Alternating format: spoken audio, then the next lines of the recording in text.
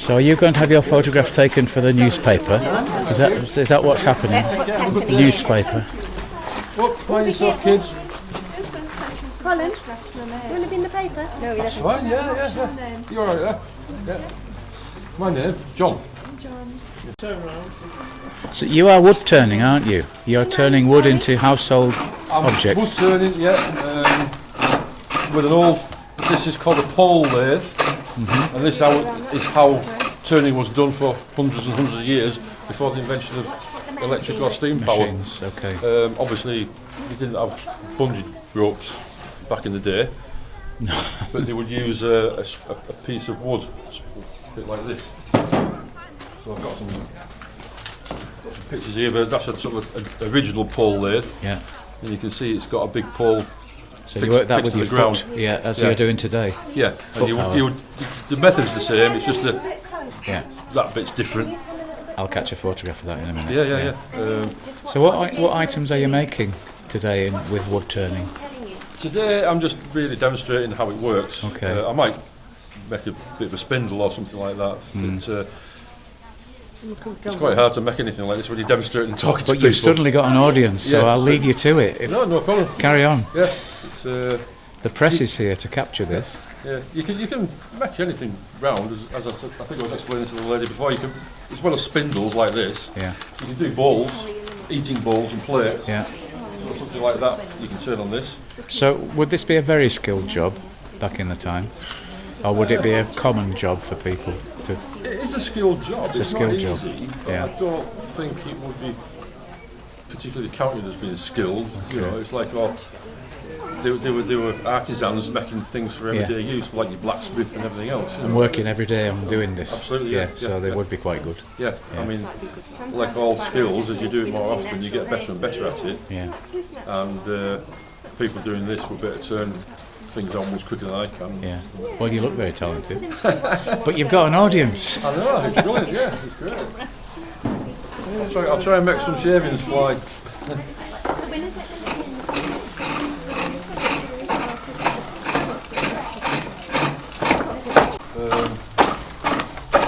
Is ash a good wood for turning? Yeah, it's not too bad. Which woods would you not work with? Or couldn't you work with? You can't work with things like pine and stuff like that, and the softer woods. You need a reasonably dense wood. Yeah. Oaks, beech, ash, that kind of wood is good. And each wood has a different property, quality, you know. Yeah. Obviously, the oak's quite hard. Beech is good for food products. Beech has got like a antiseptic quality to it. Okay. So do you find yourself, when you're out shopping, going to the high end of the utensils market and looking at the plates and looking at the wooden products and thinking, yes, sometimes, good idea. Okay. So here at the Furness Abbey Fellowship Medieval Fair, I'm with Owen, who is making baskets. I believe they're called swill baskets. What does the swill mean? And I mean, can you tell us what you're doing?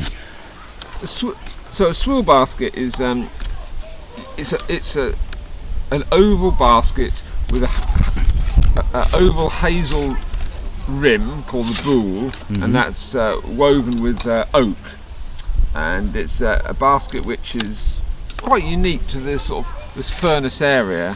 There's nowhere else in the country they're made. Really?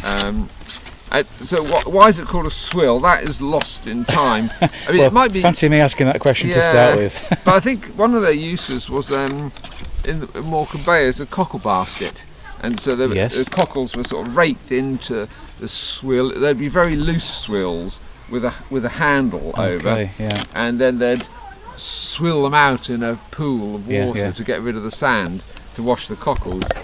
So that's possibly the origin, the word swill. So what materials are you using there for? Well, the rim is hazel, and all the weaving is oak. Okay. We've got the sort of ones going across the ribs of the basket. I'm making like a framework of ribs, and these are collectively known as the spells, but each one has got a different name. So starting from the middle, it's the lapping spell, narrow bottom spell, broad bottom spell, then there'll be the top spell, first turn down spell, Kesson, second turn down spell, and bull I spell. shall take some photographs of this basket in a moment. And all the weavers have got different names as well. So, have you personally taken this wood from the tree, from the branch? Well, you're cutting the tree at ground height, and then it is allowed to regenerate. Okay. I mean, if you cut a pine tree down, it doesn't. A conifer tree, it doesn't regenerate. No. But with most broadleaves, beech perhaps not so, but most other sort of broadleaf trees, native broadleaf trees, if you cut it down at its base, the root system is still there. Yeah. The tree carries on. It just sends up lots of shoots. And if it's in a sort of fairly dense wood and it's all competition with other trees, they all shoot up for the light, and so you get these long straight poles. Right, which is perfect for you. So an oak tree grown in the middle of a field will spread far and wide, whereas sort of forest grown trees tend to go vertical. So how old do you guess that this way of making baskets might be? When might it date from? It's difficult to know exactly the date. Sort of photographic records, it's only 150 years ago. Blink of an eye, really. But I think there was a mention of them in sort of inventories and parish records in the sort of late 16th century. Okay. And they would have been called swill baskets. Yeah, or actually, probably spelk baskets. Okay. Spelk is a Scandinavian word for split, a splint of wood. So probably, although they're called swills, but everyone here knows they're called swills. Yeah. But perhaps more correctly, they would be called oak spelk basket. So are they particular to this area? Yeah, very much so. From just the sort of that still very wooded high Furness fells. So do you teach basket making? I do. Yes, I do. I was taught myself by a swill maker called John Barker. He served his time in the Broughton and Furness swill shops in the 1930s, and I learnt from him in 1988. He recognised it was a dying trade and was he was keen to sort of see it passed on. So he taught me. It was quite nice because he was getting more old and frail, so I sort of helped him with some of the hard physical bits of the process, and in return he showed me the finesse of how they're made. Yeah. So I've never looked back really. I've been making them, making a living at it for. Well, I was just going to say, you must be able to spend your time visiting various events and during the summer season, and then in the winter, have you got your own workshops and premises? Yeah, I just work from home, I shed. So okay. I mean, the majority of the time I'm making these baskets, but the woodland needs quite a lot of work, and end up making other things as well, like gates and benches and. Well, you've got some beautiful finished products here. These baskets look. Different sizes. And you mentioned courses. I do. Yeah, I have for quite a number of years run the odd course, maybe 3 or 4 a year.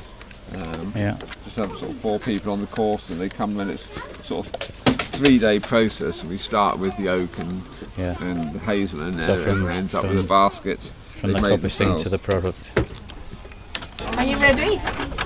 Oh, you've got so many colours, haven't you? I'm recording some audio here, is that okay? These children are brass rubbing, like we used to do when we were young. Absolutely. Correct, yes. Has it proved to be very popular today? Very popular today. And I'd like £1 for everybody told me they did it when they were at school. Well, we're of that age where we've simple pleasures. Yes. Anything that could be rubbed, you rubbed it. Yeah. And the children have thoroughly enjoyed doing it as well. Can you sing them? Somebody said it was very therapeutic. It is very therapeutic, it is. Excellent. Have you two been doing this all day? Yes. And you've been busy? Yeah, we have been busy. Thank you. Yeah, you're welcome. They They've might enjoyed keep it. better if you roll them up. Right. Well done, girls. Where did you get your brass from? Is this something that was in the loft and you brought along? Or? It was something that was it- originally in some rubbish we found in Urswick Church many Really? moons ago. Okay. And we took them down and we used to have them in the tower in Urswick Church for people to do Okay. when they came. Are they religious or just They, nature? no, they're just nature? they're animals of nature. There's geese, there's a stag and a deer, a Yeah. hind. There's a beaver, Yeah, which I can obviously see. would have been around in those days, and a badger with an owl. And this is a Furness Abbey Fellowship activity, It is, isn't it? yes. We've So come we've to got do to raise money. the painting, the glass painting, we've got the brass rubbing, we've got the pebble poems, Got the pottery. and the pottery. Yeah. It's been a good day, hasn't It's been it? a great day, and Yeah. it's lovely to see the families It is. and seeing the children running around. And the sun. And the sun, yes. Makes a change. And the fact we've had people in wheelchairs and on scooters who are saying how they can get around now. Right, well, once upon a time, just a year or two ago, you couldn't do it, could No, you?